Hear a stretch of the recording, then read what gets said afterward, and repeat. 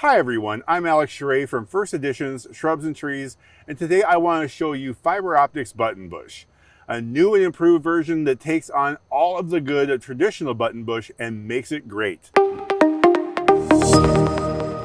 Buttonbush is one of those native shrubs that offers a lot to the garden that people simply don't realize, since it's not that traditional ornamental shrub that lends itself to a cookie-cutter landscape. Native to North America, from Florida to Mexico, Nova Scotia to Ontario, Fiber Optics oval-shaped leaves emerge in spring. Soon after, perfectly round, 1-inch wide flowers burst out all over the plant. Each flower is covered with dozens of round pistils, so they look like little pincushions. Super attractive to pollinators. Bees, butterflies, hummingbirds, and other beneficial insects flock to Fiber Optics for its nectar. It also has exceptional wildlife benefits as the seed is eaten by ducks and other waterfowl.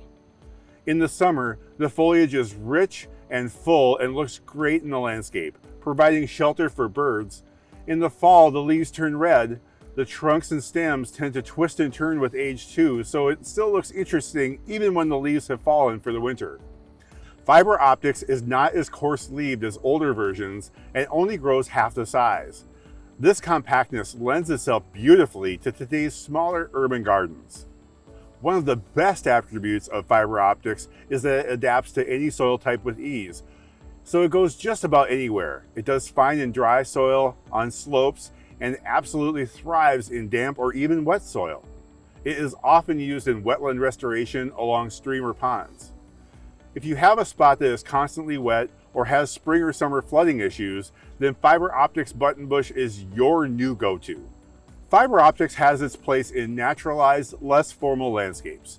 And with more and more consumer demand for natives, we urge you to recommend this great compact variety to your customers.